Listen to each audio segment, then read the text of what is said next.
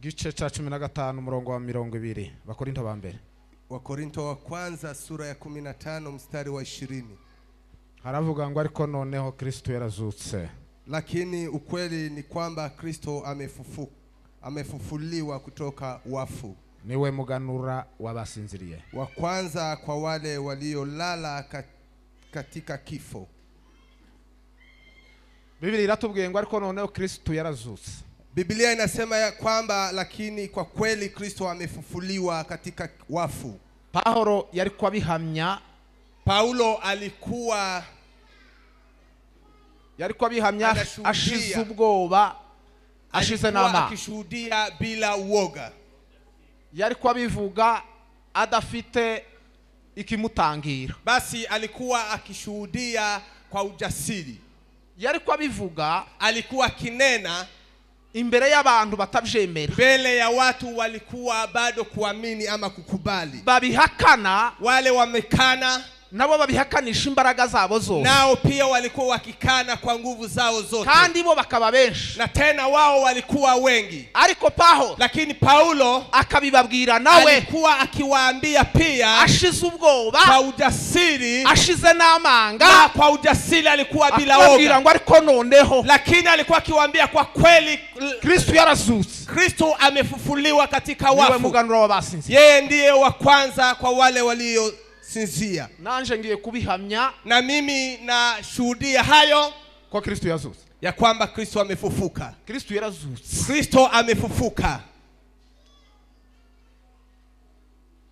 Amen. Amen. Gusa ndi mubyishimiye ariko njewe bindimwo. Naona nyinyi hamfurahie lakini ndani mwangu kuna hiyo. Kristo yarazutse, Kristo amefufuka. Amen. Kristo yarazutse, Kristo amefufuka. Ayo na makuru y'impamo. Hiyo ndiyo habari ya kweli. Na tena twese sisi sote kwera kuri ba Ibrahimu, kutoka katika Ibrahimu kugeza none mpaka siku ya leo, nico gusa tuvuga. Hiyo ndiyo tunasema. Nijo shingiro ry'ubukristo gusa. Hiyo ndiyo chanzo ama msingi wa wokovu. Nuko gusa Yesu yazutse, ya kwamba Yesu amefufuka. Ubukristo ndahandi. Ukristo hakuna mahali pengine. Nuko gusa Yesu yazutse, ya kwamba Yesu amefufuka. Hiyo tu. Nibyo dukwiriye kubwiriza. Hiyo ndiyo tunatakikana tuhubiri. Nibyo tukwiye kuririmba. Hiyo ndiyo nyimbo zetu. Niho masengesho shingiye. Hiyo ni maombi, msingi wa maombi. No kwizera kwa bakristo, na kuamini kwa Wakristo naho gushingiye. Basi msingi ni hiyo. Ni iyo bavuze ibyiringiro, wakisema tumaini, bavuze kuzuka kwa Yesu, wanasema ufufuko wa Yesu. Hanyuma rero, basi kugira ngo uhagarara hangaha uvuge ngo Yesu yarazutse, basi ili usimame mahali hapa ushuhudie ya kwamba Yesu amefufuliwa, ni ibintu bitoroshe. Basi si jambo rahisi. Kubera iki? Kwa sababu gani? Kugira ngo uhagarara hangaha uvuge ngo Yesu yarazutse, kwa nini usimame hapa useme ya kwamba Yesu amefufuka? Nuko ugomba gusa naho wari uhari.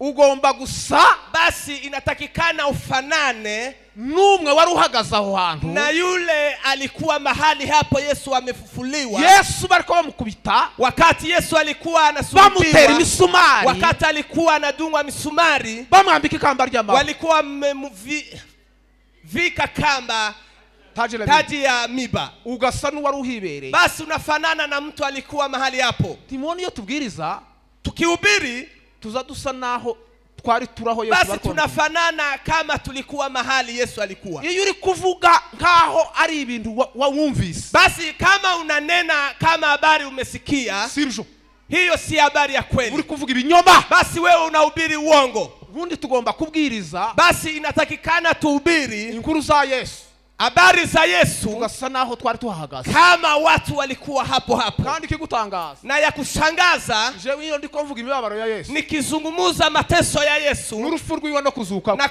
kifo chake na kufufuka kwake, mubyukuri kose nasema ukweli. Nza mvuga ayo makuru nko wari uhibereye, na sisema habari hizo kama mtu alikuwa mahali hapo. Kama mbona uko bari kwamukubita, nilikuwa naona vile wanamchapa. Niyo mpamvu, ndio sababu tujya tubivuga dushize ubwoba, tunasema kwa ujasiri, Yesu yarazutse, Yesu amefufuka, Yesu yarazutse, Yesu amefufuka. reka mbabwire uko Yesu yabivuze. Acha niwaambie vile Yesu Yesu amesema. yaravuze ngo Yesu amesema bicakora muzabagabo mtakuwa mashahidi bo kumpamya wa kunishuhudia. Kuba umugabo wo kumuhamya, kuba umugabo wo kumuhamya, basi kuwa mshahidi wa kumshuhudia. Noneho iyo bavuze umugabo bavuze iki? Wakisema baba bavuze umutanga mshahidi, wakisema mshahidi ni umuntu wari uhibereye, basi ni mtu alikuwa mahali hapo aho ibyo bikorwa byabereye, mahali hiyo jambo imepatikana. Anaweza enda mahakamani bakakubaza ngo wanakuuliza uyu mugabo yagutanze ubuhamya, huyu mtu amekushuhudia, umutanga buhamya, huyu mtu ni ngaho tubwire uko byagenda, tuambie vile imekuwa, ukavuga uko wabibonye, basi unasema vile umeona. Yesu yaravuze ngo, Yesu amesema icakora ngo muzahabwa imbaraga, lakini mtapewa nguvu, umwuka wera nabamanukira, na Roho Mtakatifu akiwa ndani mwenu, kandi ngo muzaba bagabo, na tena mtakuwa mashahidi bo kumpamya, wa kunishuhudia. Iyo umuntu ari nko mwuka wera, mtu akiwa ndani Roho Mtakatifu azavuga iby'urupfu rwa Yesu, anasema kufufuka kwa kifo cha Yesu no kuzuka kwe na kufufuka kwake, kuwa ruhibereye, kama mtu alikuwa hapo. Ubu turabatanga buhamya, sisi ni washahidi, turabatanga buhamya, sisi ni washahidi ibyabaye hariya, yale yamepatikana msalabani, kaho twari tuhari, kama vile tulikuwa hapo. Nyandi magambo twari tuhari, ni kwa sababu inamaanisha tulikuwa, ukunarindi yo, mimi nilikuwa hapo igihe Yesu bamukubitaga, wakati Yesu amesulubiwa, igihe bari kwa mubabaza Yesu wakati walikuwa kimtesa, no gufa no kuzuka kwe, na kufa kwake na kufufuka kwake, nari mpari, mimi nilikuwa hapo. Tumpe Bwana utukufu. Ndi nyine ntibyumvikana, ni kama haieleweki. Iyo umuntu aririmba, kama mtu anaimba, aririmba gusa, unaimba tu, uri kuvuga ibinyoma, basi wewe unashuhudia uongo. Niyo mpamvu tugurije abanyabinyoma mu nsengero. Ndio sababu tuna waongo wengi. Ibintu bitajya bifatika. Kwa sababu gani? Mambo haiwezi kushika ndani ya maisha yetu. Baranira tuba. Iyo uvuga ibintu utazi, basi ukinena mambo wewe haujui, uri kubesha, wewe ni muongo. Yesu amefufuka, ukaririmba gusa ibyo utazi, basi wewe unaimba Yesu amefufuka na wewe hayo mambo haujui, kubesha, wewe ni muongo. Niyo mpamvu itagira impact, ndiyo sababu haina maana ndani ya watu. Kintu rero Imana misio yaduha, basi kazi Mungu aliyetupea nukuvuga ko Yesu yazuka, ni kusema ya kwamba Yesu amefufuliwa. Nimuvuge ngo Yesu yarazuka, msemeni Yesu amefufuliwa. Turabagabo guhanyujo ngivyo, sisi ni mashahidi ya hayo. Ayo niyo makuru ngiye kuvuga, hiyo ndiyo habari nataka niwaelezea siku ya leo. Yesu yazuka, nitawaambia vile Yesu amefufuka. Njembera biragoye, kukubali ni vigumu sana, ariko bigomba kubaho, lakini inatakikana iwepo, ukaricho twahawe, kwa sababu tumepewa neno hilo. Asifiwe, amen. Biblia kigice cha 15 sura ya 15, Paulo yari mavuga ngo ese, Paulo amesema iyo abantu babwiriza ibyo kuzuka, kama watu wanahubiri mambo ya kufufuliwa, ngo bazabe bivuga hiki, basi wanasema kuhusu namna gani? ngo ubutumwa nababwiye, injili nimewaambia, ngo ubutumwa ngiye kubabwira, na injili nataka kuambia, ngo niko nubwo nubundi nabanje kubabwira, ni kama ile injili nimewaambia awali, ngo kuko Yesu Kristo, ya kwamba Yesu Kristo ngo yafuye akazuka, amekufa na akafufuka. naho yashingiye, hapo ndipo msingi wake. nabona bari bahagaze nkaho nabari nkaho, basi wengine walikuwa wanasimama kando na yeye alikuwa mbele zao. Hanyuma Paulo, basi Paulo arababwira ngo Kristo yazuka, akawaambia Kristo amefufuka, atanga nibihamya, basi akatoa na abo yagiye yabonekera, vile Yesu alikuwa anaonekania watu. Arangije nabo baravuga ngo naje yarambonekeye, basi naye akawaambia na mimi amenionekania kama mtoto wa 9. Arangije ababwira ya magambo ngiye kubabwira, basi akawaambia maneno haya nataka niwaambie. Arangije arababwira, akawaambia ngo niba Kristo atarazuka, kama Yesu Kristo hakufufuka, amen. Ako Paulo yavuze amagambo nata, ngo niba Kristo atarazuka, Paulo amesema kama Yesu Kristo hakufufuka, ngo ubutumwa tubwiriza ngo nubusa, injili tunayowaambia ni bure. Mureke mbabwiye, acha niwaambie, Pawulo iri jambo yarantangaje. Paulo neno hili limenishangaza. Amagambo 5 yavuze ababwira. Katika maneno 5 amewaambia. Arababwira ngo niba Kristo atarazuka. Kama Yesu Kristo hakufufuka. Ubutumwa tubwiriza. Injili tunayoihubiri kutoka kwa Ibrahimu kugeza kuri Stefano na kufika katika Stefano. Bose barabwirije. Na hao wote wamehubiri. Ibyo bavuze. Na yale wamesema. Ubusa. Ni bure. Habutumwa buhari. Hakuna injili lipo. Ariko arababwira ngo. Lakini akawaambia. Mpamvu ngo tubwirize. Kwa sababu gani tunahubiri? Tuhagarara mu rusengero. Tunasimama katika kanisa. Ni kwa sababu Yesu amefufuka. Amen. Tumpe Bwana utukufu.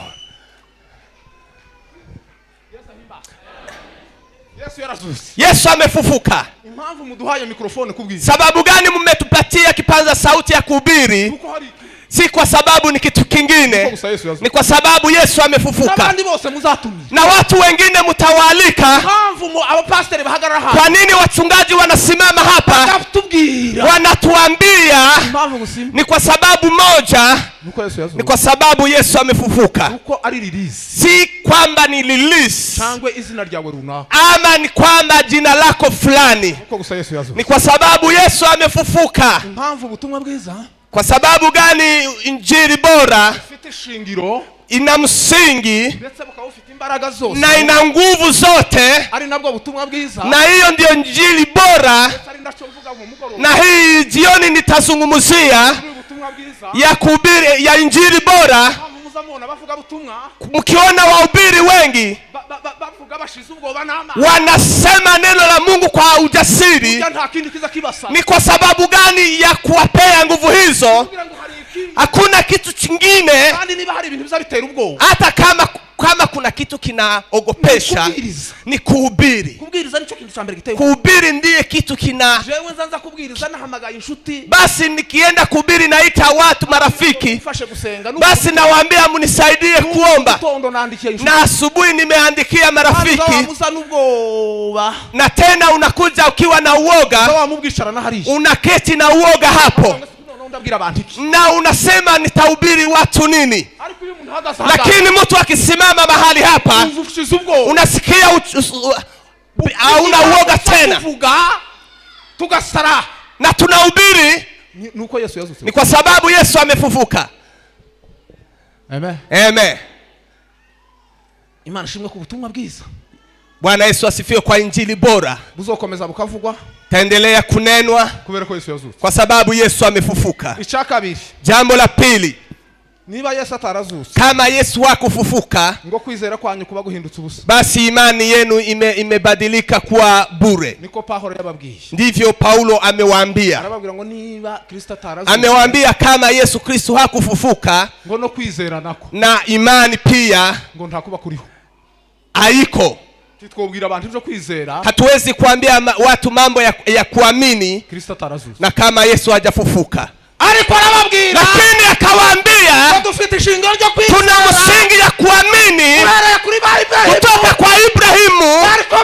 Walikuwa wanaamini bakageza naho bajana abana babo kubatanga. Na wamenafika nafasi ya kuwapeleka watoto wao kuwatoa. Imbaraga zo kwizera. Basi nguvu za imani zishingiye kukuzuka. Basi msingi yake ni kufufuka. Mpamvu twizera. Sababu gani tunaamini?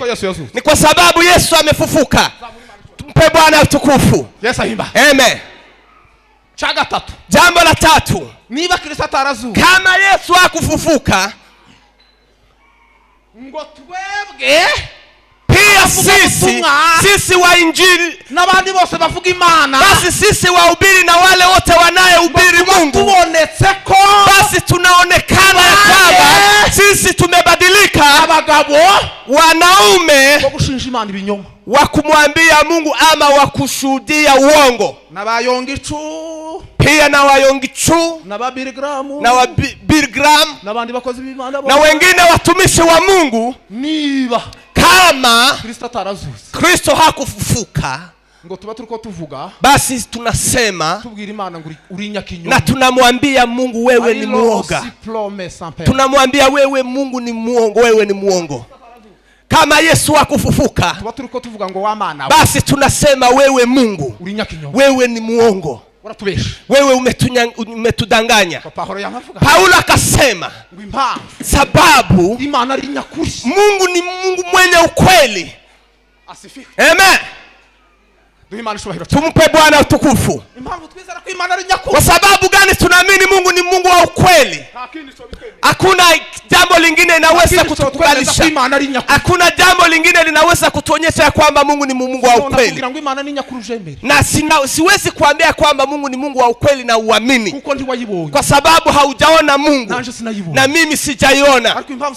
Lakini sababu gani tunaamini ya kwamba Mungu ni Mungu wa ukweli na tena tunaujua ya kwamba Mungu ni wa kweli? Ni kwa sababu Yesu amefufuka. Ndiyo sababu inaingia ndani ya maisha yako, inakukubalisha ya kwamba Mungu ni ya ukweli. Imana twiringiye ni nyakuri,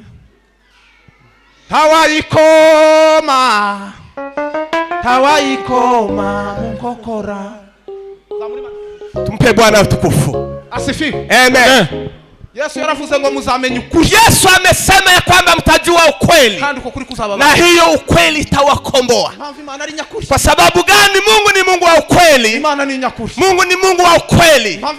Sababu gani? Mungu ni Mungu wa ukweli, na tunasimamia hiyo, haina uongo ndani ya yake. Kwa sababu Yesu amefufuliwa. Jambo la 4, kama Yesu hakufufuka. Amen.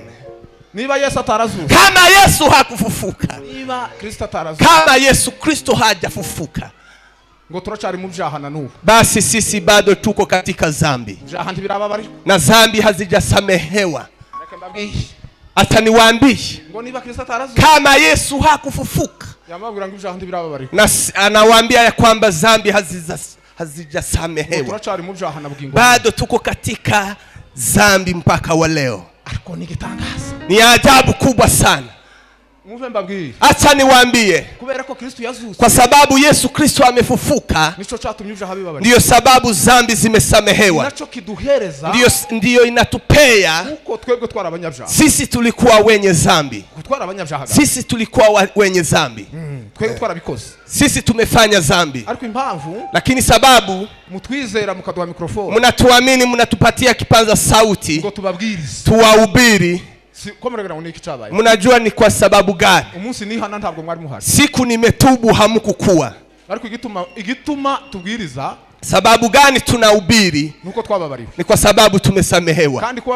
Na kusamehewa, amen, ikituma tumenya ko twababariwe. Na kile kitatusababisha ya kwamba tumesamehewa ni kwa sababu Yesu amefufuka. Amen.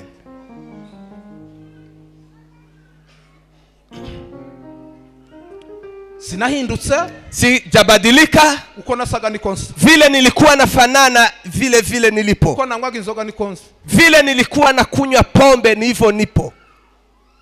Ariko cyahindutse ni iki? Lakini kile kimebadilika ni nini? Uko hari wanjemo. Ni kwa sababu kuna mtu ameingia ndani ya maisha yangu. Kristo aliyefufuka ndiye aliingia ndani. Yesu aliyefufuka ndiye ananikubalisha ya kwamba nimesamehewa. Na tena haikukuwa rahisi. Haikukuwa rahisi ili uweze kusamehewa. Kuna wakati natafakari mambo hayo, nafikiria nimesamehewa namna gani, lakini tumesamehewa kwa sababu Yesu amefufuka.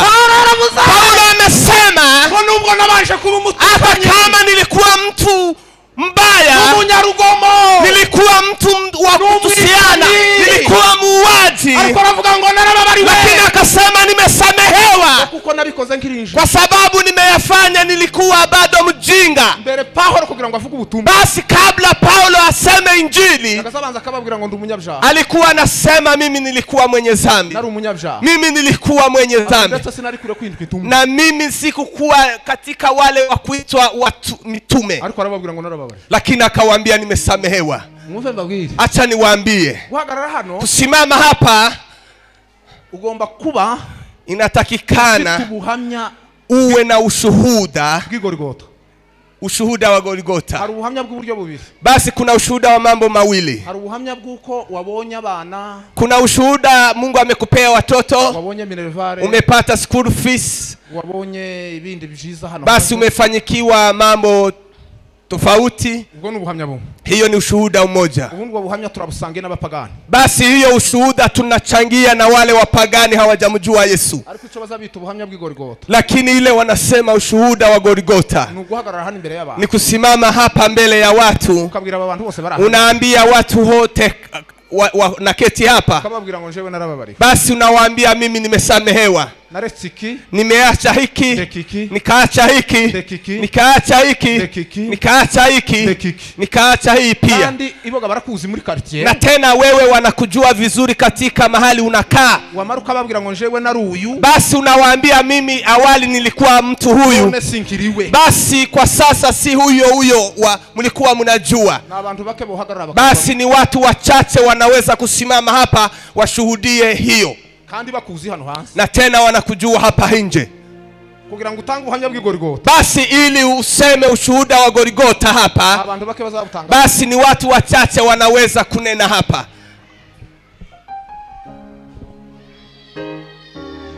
Golgotha kera waricaga. Banyabyaha bashiriye. Ababyeyi baraniriye kuko wicaga abawe. Izina ryawe ni Nyabihanga, uwagiyeyo ntiyagarutse. Benshi baragutinye kuko wicaga bose. Noneho Igorigota hahindutse imbabazi, abakugezeho bose barakira. Amaraso y'ukome aramenetse, avumura uwo musozi waruvume. Nta kindi kintu kigoye. Hakuna jambo lingine ngumu kuhagarara muri korali, kusimama katika kwaya, mugiye kurepeta, mnaenda kufanya practice, bose bakuzi, wengine wote wanakujua, ukababwira ngo njewe, unawaambia mimi ndi umukristo, mimi ni Mkristo. Kubera ubukristo, kwa sababu ya Ukristo naretsiki, nimeacha hiki, nikaacha hiki, siwezi kufanya hiki, siwezi kufanya hiki. Uzobivuge muri korali. Basi wewe useme kwa kwaya, uzorebe ko batazoguhema. Basi usikie vile watazungumzia juu yako. Basi watasema unaenda kudanganya nini? Ariko ukabona, lakini ukiona unasimama mbele ya watu, ukababwira ngo, unawaambia jewe ndi umukristo, mimi ni Mkristo, naretsiki, nimeacha hii, sinokora iki, siwezi kufanya hiki, sinosambana, siwezi kuzini. Uzobivuge, wewe useme hiyo. Biblia inatuambia kama moyo haikuhukumu, wewe una ujasiri wa kumkaribia Mungu. Basi ushuhuda yako hapa nje, mimi nasema hayo. Mimi nasema hayo. Sina aibu ya kusema hiyo. Mimi nimesamehewa. Na kile kinanikubalisha ya kwamba Yesu amefufuka. Aliposhinda kila jambo. Yesu amefufuka. Kuna wale hawana ushuhuda wa Golgotha. Bwana asifiwe. Amen. Ngiye gusoza. Niko karibu kumaliza. Icyanyuma, jambo la mwisho, niba Yesu Kristo ngatarazu, kama Yesu Kristo hajafufuka, ngo abafuye muri kino gihe, wale waliokufa kwa sasa nabandi bafuye kuva kera, na wale walikufa tangu awali, ngo babarimbutse, basi wote wanaangamia. Namwe nimutekereze kitu kile. Basi na nyinyi tafakari mambo hayo. Kuanzia kwa Abel, uwo kugeza banone, basi kuanzia kwake mpaka siku ya leo, abo turiko dushingura, wale tunaowazika, usango niba Kristo atarazu, kama Yesu Kristo hajafufuka, turabahomje, basi hao wote tunawapoteza. Kubaragiye buherehere, basi wanaenda wanapotea kabisa. Lakini impamvu dufite ibyiza, sababu tunatumaini. Impamvu, kwa sababu gani? Imana mu mitima yacu, kwa sababu mioyo yetu nje tubwira ngo, Mungu anatuambia kuko abafuye bazazuka, ya kwamba wale waliokufa watafufuliwa, nikiza kitu bitugira n'umuzuko. Basi ile inatuambia hayo ni kwa sababu ya kufufuka. Nuko gusa Yesu yazuka. Ya kwamba Yesu amefufuliwa ama Yesu amefufuka.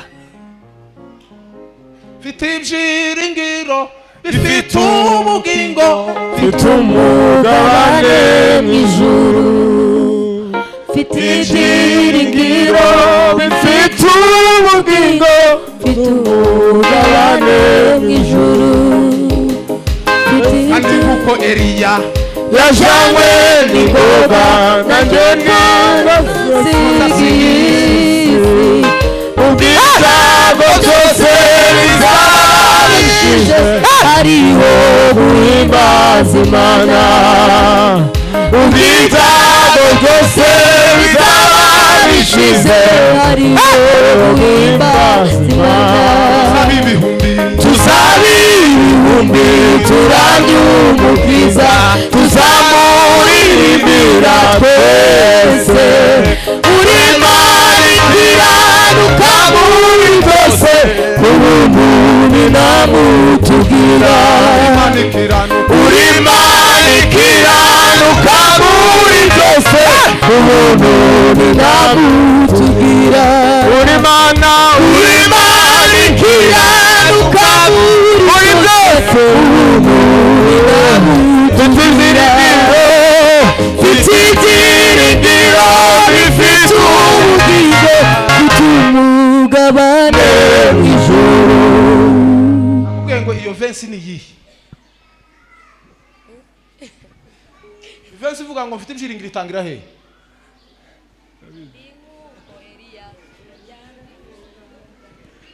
Yesu nzi kufita amagari Ihumbi harimo n'ibyo wanje. icyo Banzu isome. Yesu nzi kufita amagari ibihumbi, muri iryo harimo iryo wangeneye. Amagari ibihumbi kuva kuri Abeli. kutoka kwa Abeli. Mfite iryo wanza uta? Na Wangeneye mimi niko na ile umeniandalia, icyo wampitiyemo ni ukugira ngo Iso wamfitiyemo kile nzagere iwawe umenisagulia amahoro, nzagari wawe mahoro. ili nifike kwako kwa amani. mfite ibyiringiro. Nina matumaini. Tibazi indirimbo. Azabarimba bataka. Hawajui nyimbo. Iyo verse kuko nayumvise mu gitondo nuko nyine ntabanzi indirimbo njewe. Ariko nzandumva mu muka mu indirimbo inyuzeho. Basi sijue nyimbo lakini nasikianga nyimbo inapita, kuna kitabu hapo. Les formes là dit sans côté la forbia shika. Changre de la forme qui sans sommaire. C'est le ele côté salanga est affaire. Chambo le corps former gia solo bre. Yesu yarazuze. Mirongo ine na gatanu.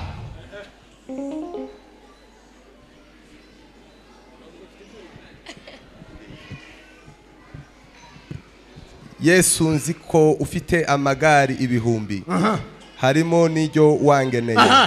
Icyo wampitiyemo nukugira ngo nzagere mu ijuru amahoro. Ngiyi fite ibyiringiro bifite ubugingo, fite umugabane mu ijuru. Ngaho iyo verse iso. Ubu ntegereje kandi nihanganye kuzasobanukirwa byose. Mfite ibyiringiro bifite ubugingo, mfite umugabane mu ijuru. Amen.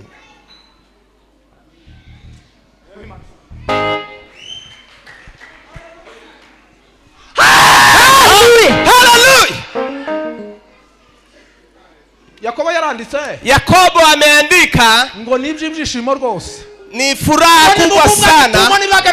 Basi mkikubana na vikwazo nyingi, basi mjue ya kwamba kujaribiwa kwenu inawapea kuvumilia, na kuvumilia kunawapea kushinda, na kushinda inawapea matumaini, na tumaini hiyo haibishi. Yobu amesema tumaini langu naishika, nitakufa na hiyo tumaini, na tena nifike mwisho, na tena nitafufuliwa na hiyo matumaini. Hiyo tumaini z'umuzuko zinatoka katika nguvu za kufufuka. bitubwira ngo Inatuambia abapfuye bazazuka. wale waliokufa watafufuka. Izo mbaraga z'umuzuko Hizo nguvu za ufufuo, zabayeho umunsi umwe. hizo ndizo zimepatikana siku moja. Igitondo Yesu yazutseho.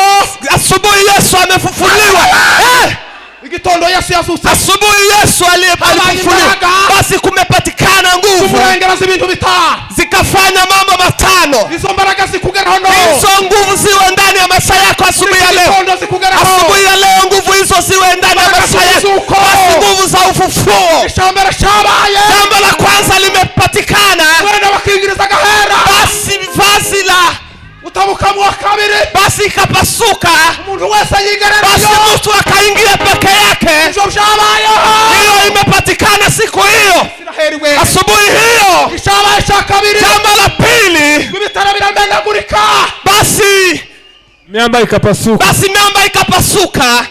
Izo ni mbaraga z'umuzuko. Hizo ni nguvu za ufufuo. Za muri Imana ishubahiro. Pea Bwana utukufu. Basi ubu ntegereje kandi nihanganye kuzasobanukirwa rwose. Mfite ibyiringiro bifite ubugingo bituma umugabane mw'ijuru.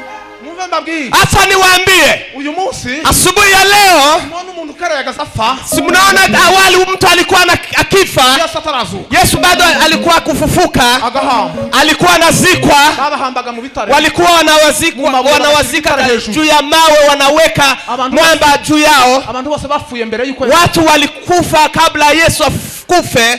abo ngabo Hao wote kuriya bari barahambwe nyine walikuwa wamezikwa kujya bagaza bahambwa vile walikuwa nazikwa. nyuma ya Yesu amaze kuzuka. Basi Yesu wakati alipofufuka, Nta muntu ugihambwa. hakuna mtu anazikwa tena. Tumpe Bwana utukufu. Asifiwe. Tumpe Bwana utukufu.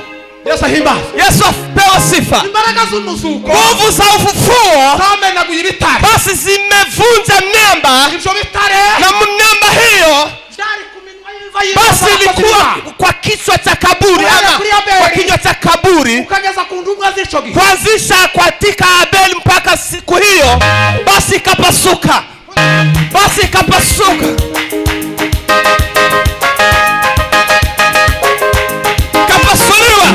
Kapasuliwa.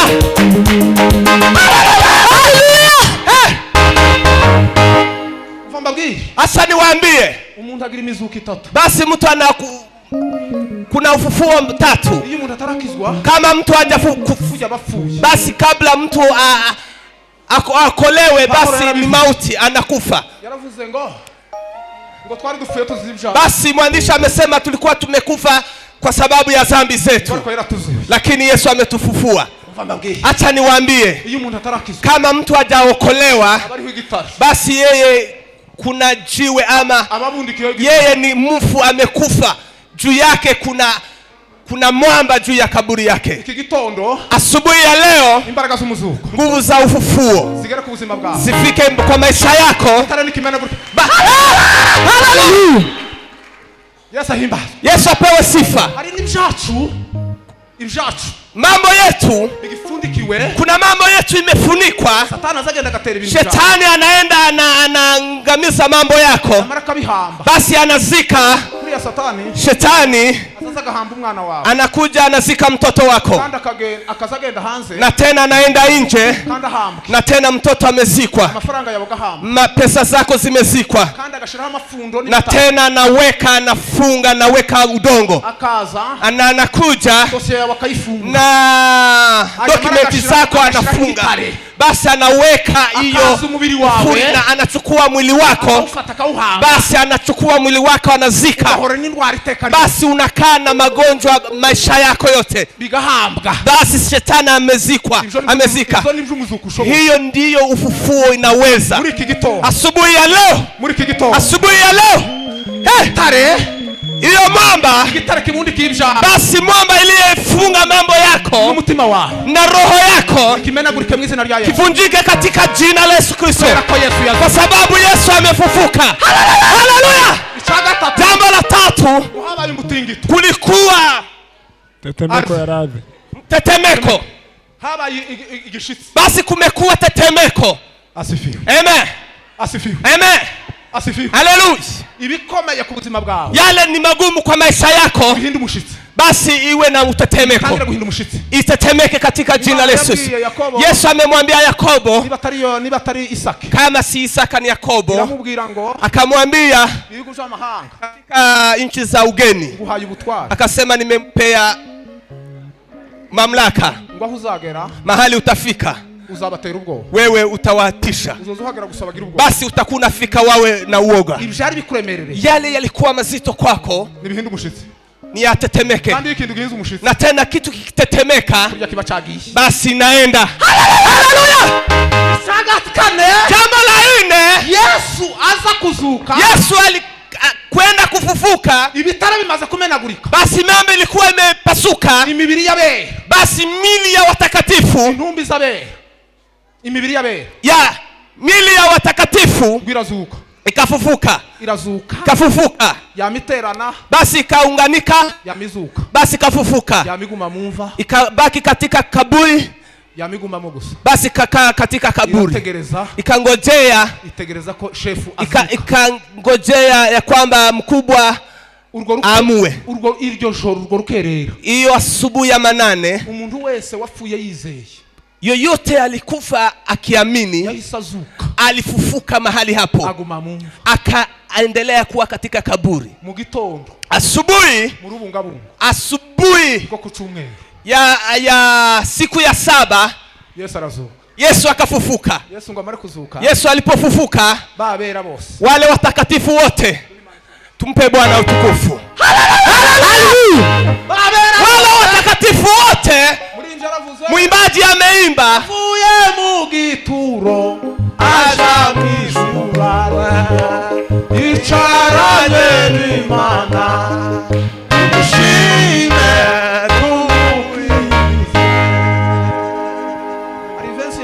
mu gitondo ivuga ngo umunya elo esome etansolo umunyamubabaro ngo umunyamibabaro ni izina rigira gute ni baririmbe gute umunyamibabaro ni izina elera someri de la croix mwana tumushime tumukiza yemeye guhemurwa no gushinyagurirwa ati abanyabyaha tumushime tumukiza yavuye mu gituro yicarane n'Imana tumushime tumukiza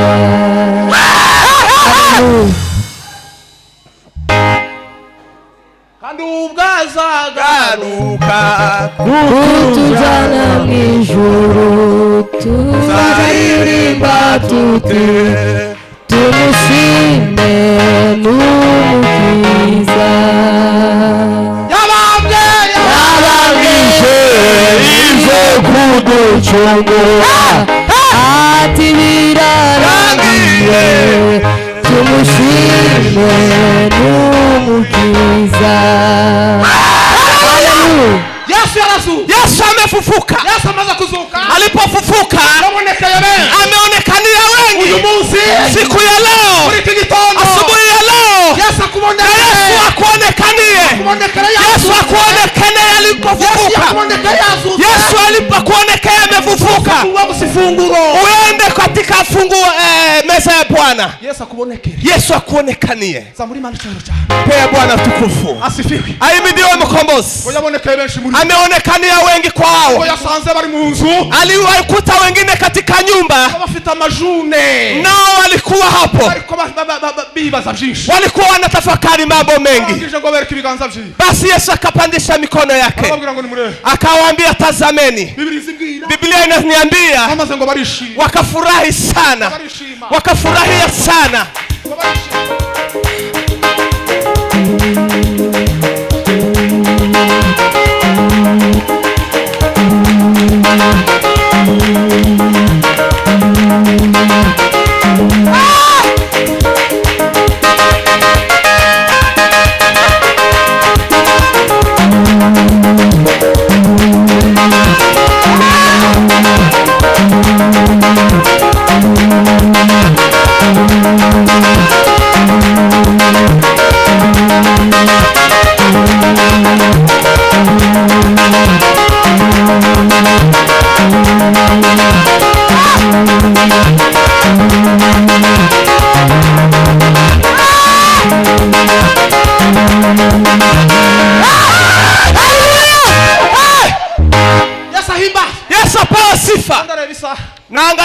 Sindeza n'umunota umwe. sitapitisha dakika.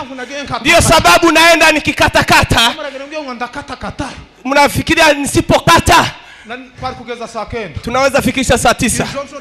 Hiyo nilijua hiyo. Ni kwa sababu ni kwa mambo mazuri mengine tunafanya. Kwa sababu hiyo basi mazuri meendelea kuwa mengi. Tumpe Bwana tukufu. Akawaambia, akaonyesha mikono. Naomba usiku wa leo ama mchana leo Yesu akuonekania akiwa hivyo. Haleluya! Bwana Yesu asifiwe. Wakafurahia. Walipofurahi basi Yesu akawaweka furaha nyingine. Aliona wakifurahia kama hivi tunafurahi, akawapea furaha nyingine. Akawaonyesha ubavu wake. Akawaonyesha ubavu wake. Akawaonyesha ubavu wake. Akawaonyesha ubavu wake. Akawaonyesha ubavu wake. Biblia imeniambia wakafurahia. Nikashangazwa na vile kimoja wamefurahi na kingine wakafurahi sana. Mambo mawili hatuwezi kutofautisha. Kufurahia na kufuraha. Sinzi kumvusi. Amen. Amen.